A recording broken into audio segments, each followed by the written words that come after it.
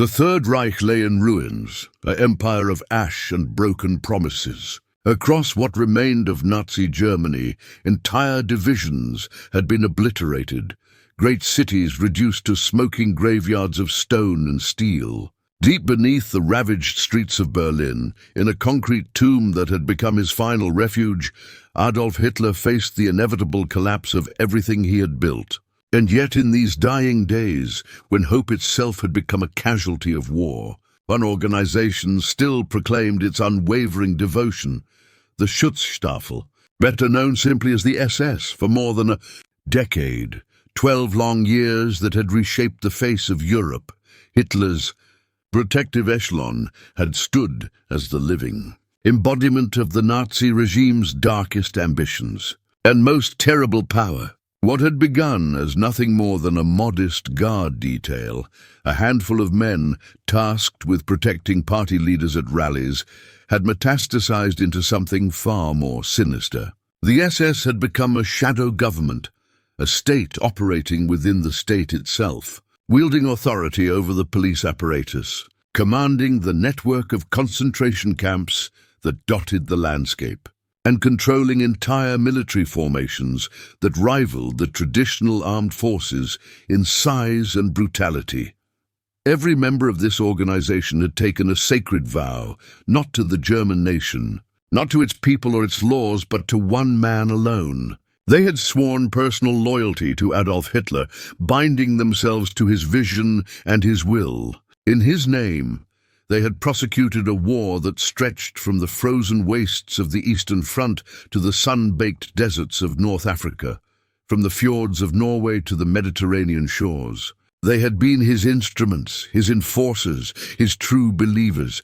But now, in this spring of 1945, that oath had become nothing more than hollow words echoing through the ruins. The SS, like every other pillar of the 1,000-year Reich that was supposed to last a millennium but would barely survive 12 years, was dying. Its leaders, those men who had once strutted through occupied capitals with absolute authority, now found themselves engaged in a desperate scramble for survival, each man for himself in the final collapse. The story of the SS begins decades earlier, in the chaotic aftermath of Germany's defeat in the First World War. It was Heinrich Himmler, a chicken farmer turned fanatic, who transformed what might have remained a minor security detail into a force that would become synonymous with terror. To Himmler, the SS represented something transcendent, something far beyond a mere police organization or military unit. He envisioned it as an elite brotherhood, a modern knightly order devoted to racial purity and ideological perfection. It would serve as the vanguard of National Socialism, the tip of the spear that would reshape human civilization itself. Through years of careful indoctrination and selection, Himmler cultivated a core of men who saw themselves as something special, something chosen. They were taught to believe they formed a mystical brotherhood, bound by blood and belief, selected by destiny to serve as guardians of the Aryan race. This wasn't merely a job or even a military service. It was a calling, a sacred mission that placed them above ordinary men and ordinary morality.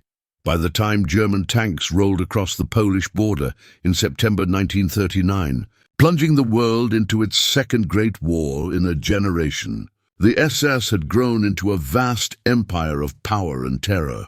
Its military wing, the Waffen-SS, fielded entire divisions that fought alongside and often competed with the traditional Wehrmacht.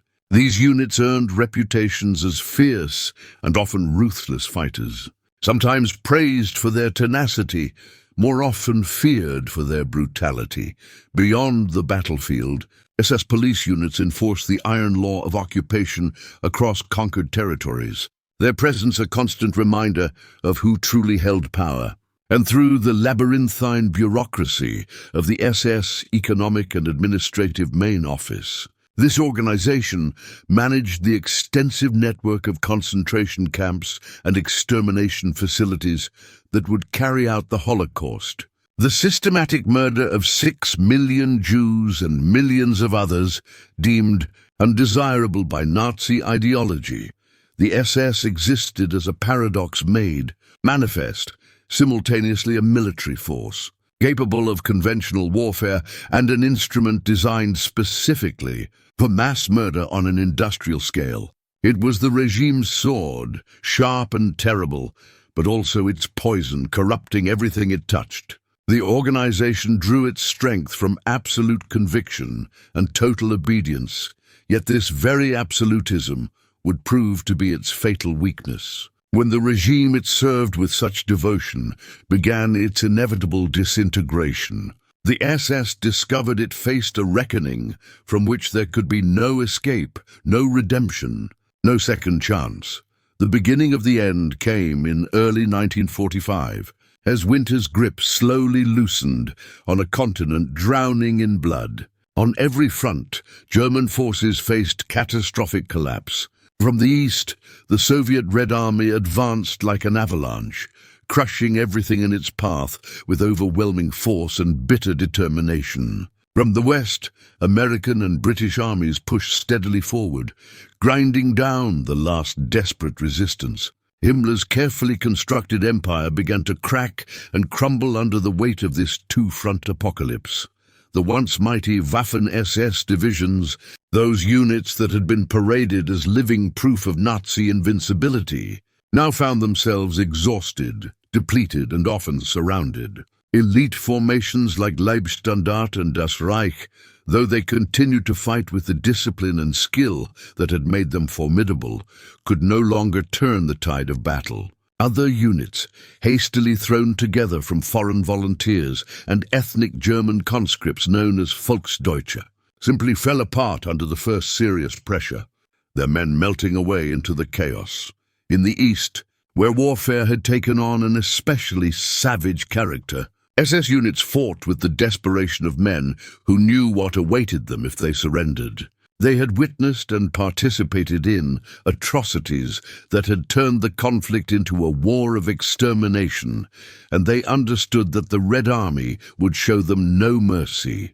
Many chose to fight literally to the last man, preferring death in battle to capture. In the West, by contrast, SS soldiers often sought to surrender to American or British forces, hoping that Western allies might prove more lenient captors than their Soviet counterparts. Behind the collapsing front lines, a different kind of horror was unfolding. As Allied forces drew closer to the concentration camps, SS guards received orders to evacuate the facilities, to prevent the liberation of prisoners who could testify to what had happened in these places. In the dead of winter, guards forced tens of thousands of starving, sick prisoners onto death marches, herding them through the snow toward camps farther from the advancing armies. Those who fell or couldn't keep pace were shot and left by the roadside.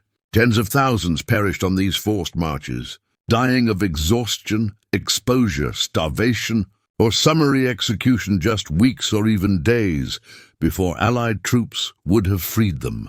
For years, the SS had built its entire identity around a single principle, encapsulated in their motto carved into every belt buckle and repeated in every ceremony: Meine Ehre heißt Treue, my honor is called loyalty. This concept of absolute, unquestioning devotion to the Führer had been drilled into every SS man from his first day of training.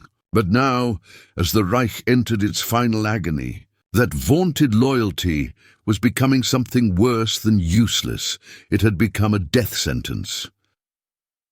By March 1945, even Heinrich Himmler himself, the architect of this system of absolute devotion, began to waver in his certainty about what loyalty actually meant. For 12 years, this former chicken farmer had been the second most powerful man in Nazi Germany, surpassed only by Hitler himself. Himmler had constructed the police state apparatus that kept the regime in power, commanded the SS in all its manifestations, and organized the genocidal machinery that murdered millions. His authority had been virtually absolute. his word carrying the weight of law across occupied Europe. But now, like everyone else in Hitler's inner circle, Himmler found himself looking desperately for an exit, some path to survival, in a world that was about to hold judgment on everything the Third Reich had done. In January, in a move that demonstrated either Hitler's desperation or his deteriorating judgment, the Führer appointed Himmler to command Army Group Vistula, a military formation assembled to halt the Soviet juggernaut driving toward Berlin. Hitler apparently believed that Himmler's fanatical will and ideological commitment could somehow substitute for military expertise and training. The appointment proved to be an unmitigated disaster. Himmler possessed no real military skill or experience in commanding large formations in actual combat.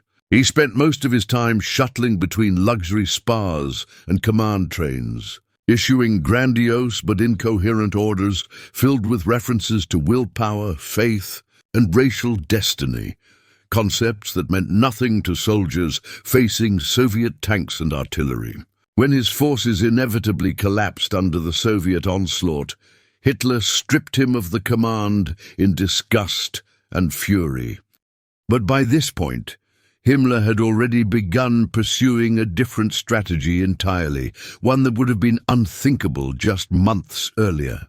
He initiated secret negotiations aimed at making peace with the Western Allies, completely bypassing both Hitler and the rest of the government apparatus. In late March, he began using contacts established through Count Folke Bernadotte of the Swedish Red Cross, the same diplomatic channel he had previously used to arrange the release of Scandinavian prisoners from concentration camps as a goodwill gesture.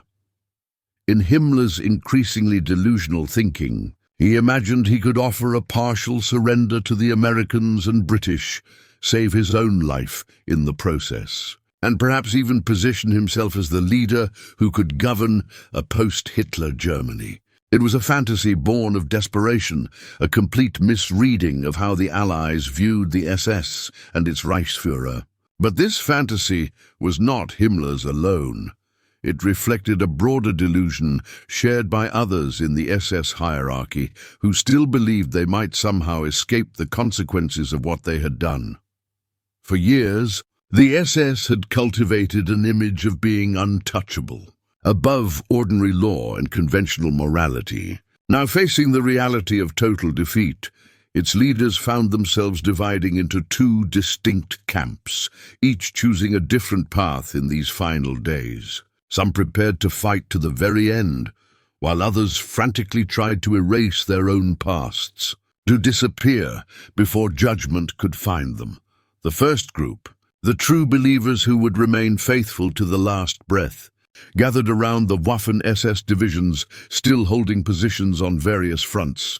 Commanders like Sepp Dietrich, Felix Steiner, and Joachim Peiper publicly declared that surrender would be a betrayal of everything they believed, a dishonor worse than death itself. These men led their formations in suicidal defensive battles at Budapest, Vienna, and finally Berlin, spending their soldiers' lives like water in engagements that could not change the outcome of the war.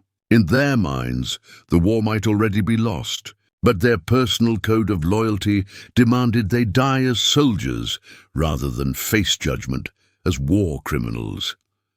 The second group, comprising administrators, police officials, and concentration camp commanders, read the writing on the wall with crystal clarity. These men, who had spent years meticulously documenting every aspect of the Nazi terror state, now turned their organizational skills toward erasing the evidence of their crimes. They burned documents by the ton, destroyed personnel files, eliminated records that might connect them to specific atrocities. Some exchanged their distinctive SS uniforms for Wehrmacht insignia or civilian clothing. Others sought refuge in remote monasteries or isolated alpine villages, hoping to simply disappear into obscurity.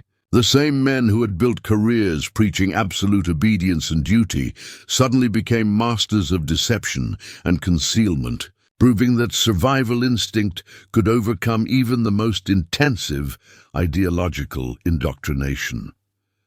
The final collapse arrived on April 30th, 1945, when Adolf Hitler, trapped in his bunker beneath the Reich Chancellery as Soviet shells rained down on Berlin, took his own life.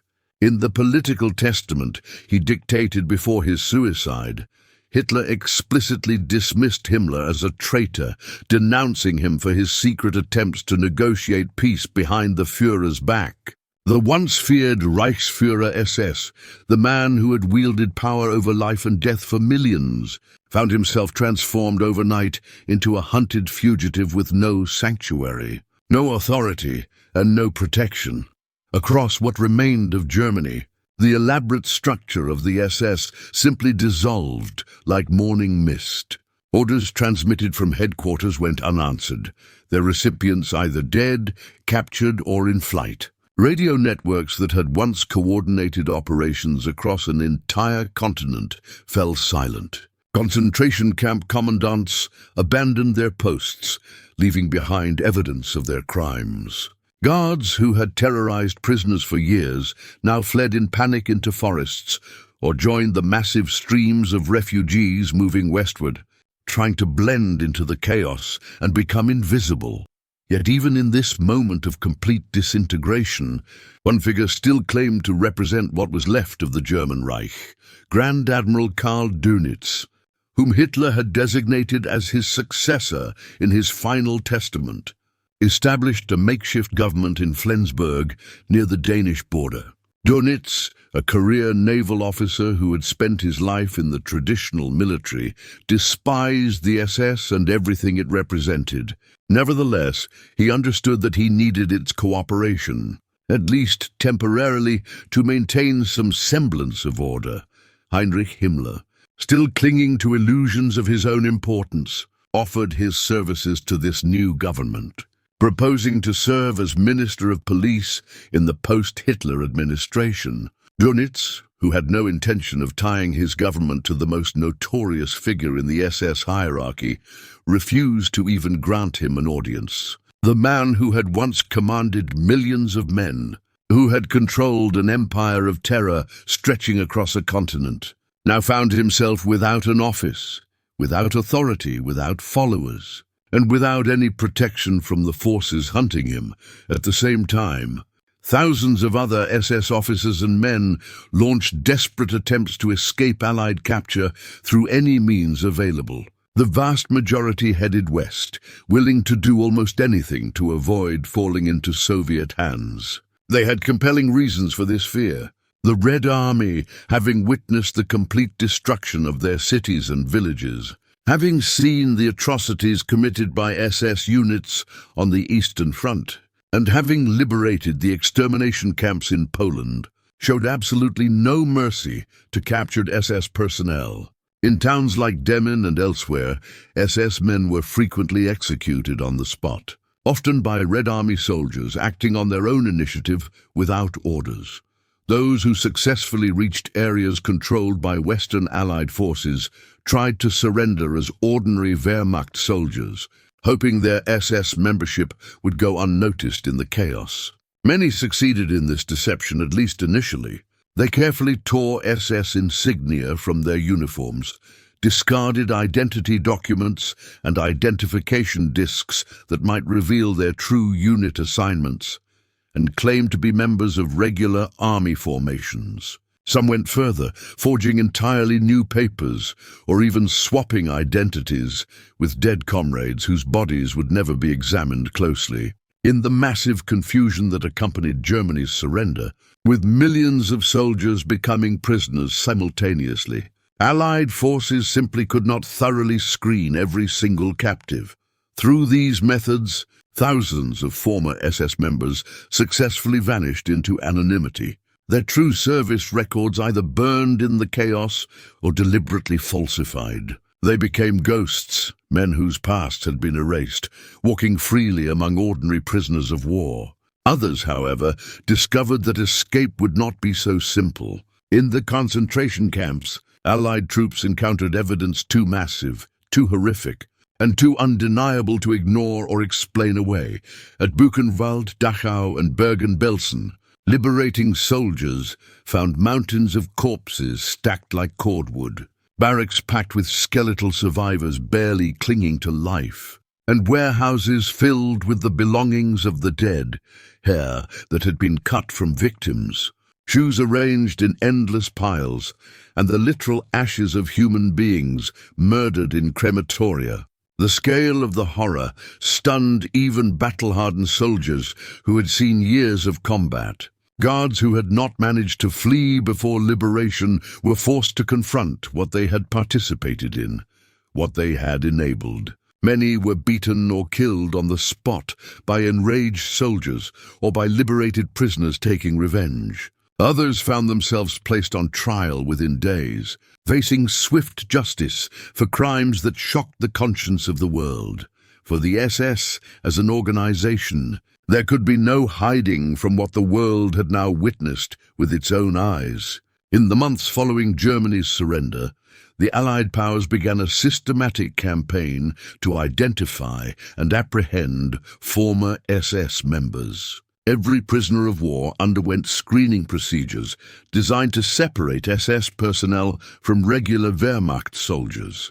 Investigators knew to look for the SS blood group tattoo that members had, proudly worn on the underside of their left arms, a mark that had once been a symbol of belonging to an elite organization, but now became a damning identification that could not be easily explained. Away. Special detention camps were established specifically for SS personnel, separating them from other prisoners for more intensive interrogation. Even with these measures, tens of thousands of former SS members successfully evaded detection. The sheer chaos of post-war Europe provided unexpected cover for men who understood how to disappear. With millions of displaced persons wandering the continent, documents destroyed in the fighting, borders redrawn or barely controlled, and administrative systems completely overwhelmed, a man with determination and luck could vanish into the mass of humanity and start a new life under a new name. Meanwhile, Heinrich Himmler himself remained at large, a hunted man moving through the wreckage of the country he had helped destroy.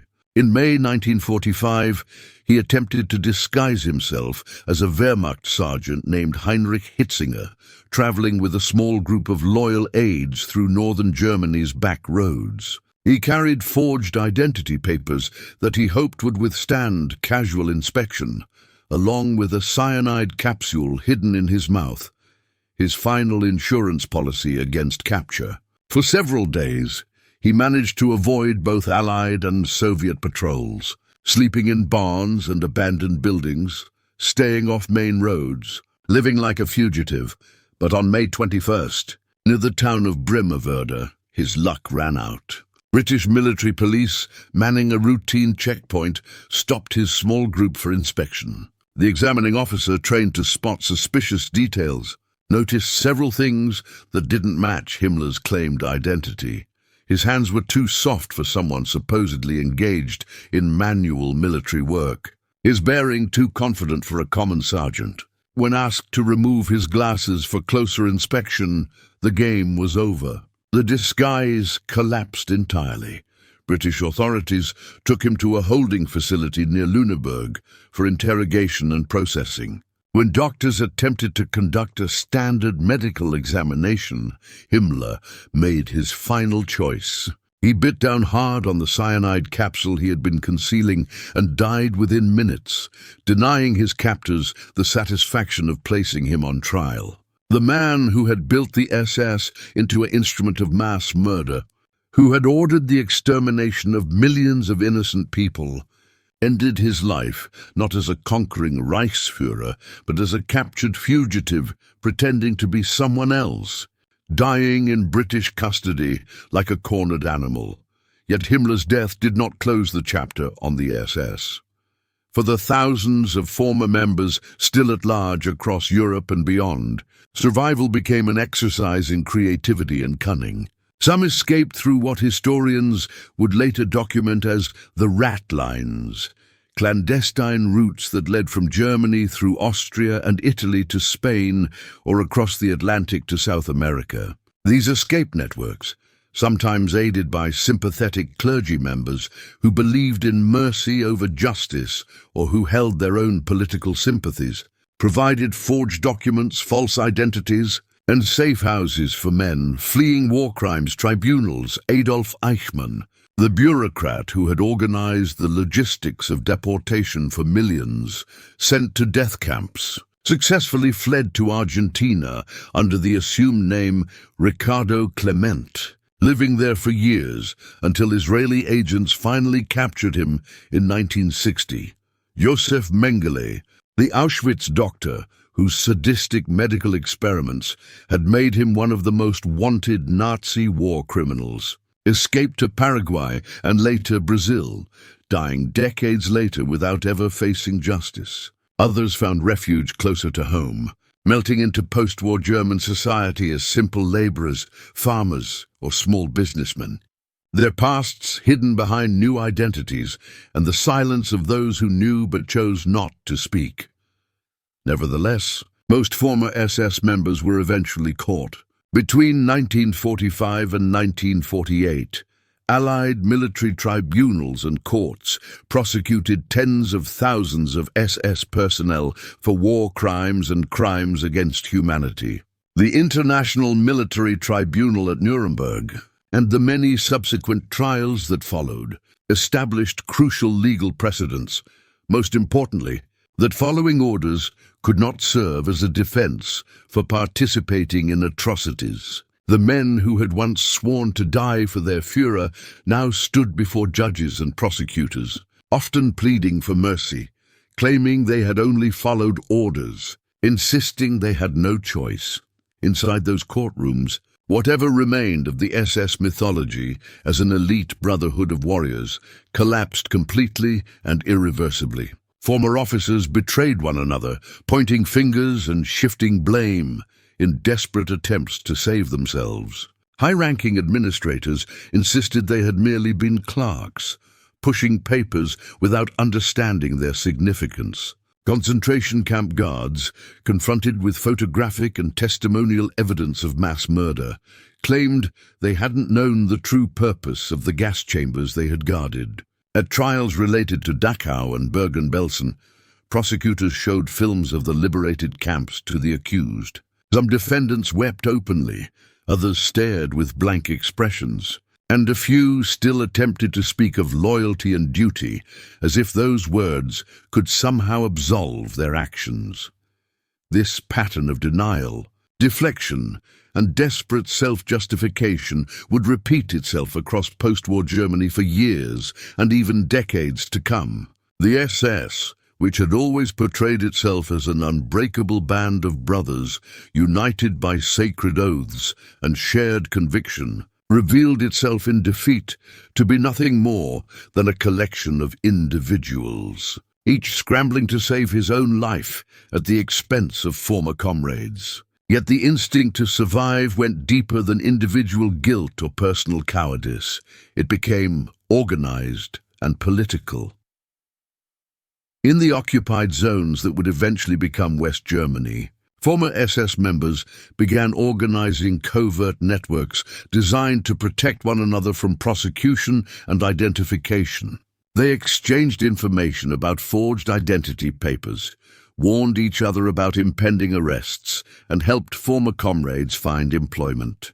As West Germany began its rearmament in the 1950s during the Cold War, some former SS officers attempted to influence the new Bundeswehr by promoting a carefully constructed myth, the idea that the Waffen-SS had been purely a military force engaged in conventional warfare, completely distinct and separate from the criminal elements of the SS that operated the concentration camp system.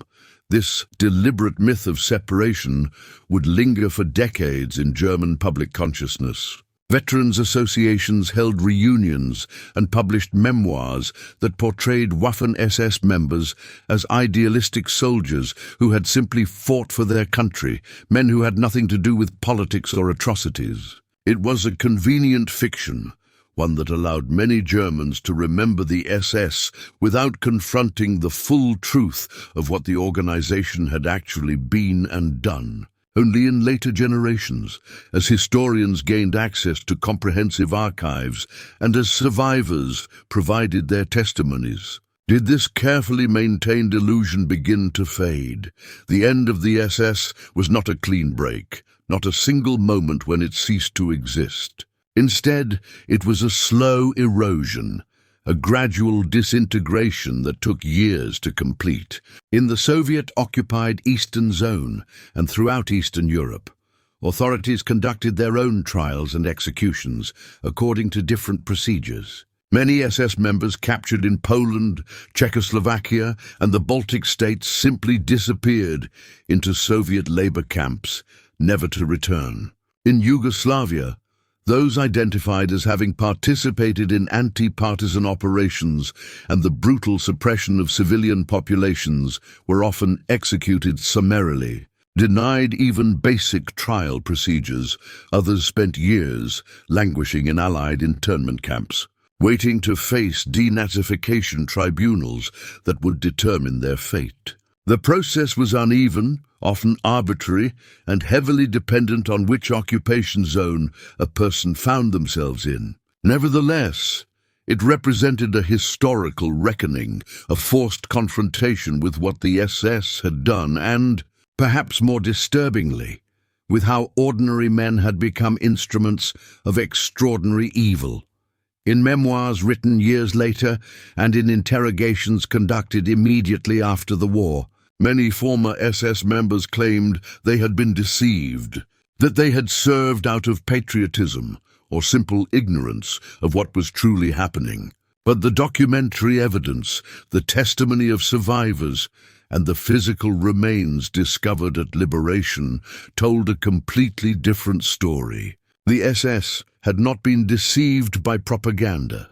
Its members had been convinced true believers in an ideology of racial supremacy and violence. Its crimes were not accidents or unfortunate byproducts of war, but deliberate doctrine, carried out systematically according to carefully developed plans. For historians studying this period, the SS's desperate attempt to save itself in the final days proved both predictable and deeply revealing. It demonstrated that even in the face of total defeat, ideology and raw opportunism could coexist within the same individuals and the same organization. The same men who had proclaimed eternal loyalty and sworn sacred oaths abandoned their leader and their principles the precise moment his power vanished and could no longer protect them. The same organization that had claimed moral superiority and destiny-ordained purpose disintegrated instantly into pure self-preservation when faced with accountability.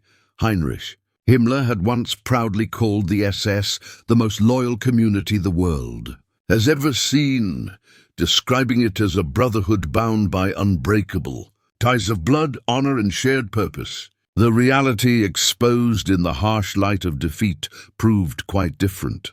The SS had been loyal only to power itself, to the authority, privileges, and opportunities that came from serving a totalitarian regime. When that power evaporated overnight, so too did its vaunted unity and brotherhood. By the end of 1945, just months after Germany's surrender, the SS, as a functioning institution, had completely ceased to exist. Its distinctive symbols were banned throughout occupied Germany, its extensive records seized by Allied authorities, and its leaders either executed, imprisoned, or in hiding. Yet despite its organizational death, the SS's shadow remained, cast long across German memory and identity. In the collective consciousness of post-war Germany, the SS gradually became both the ultimate villain and, paradoxically, the ultimate scapegoat, the embodiment of absolute evil that allowed others to claim that it was them, not us.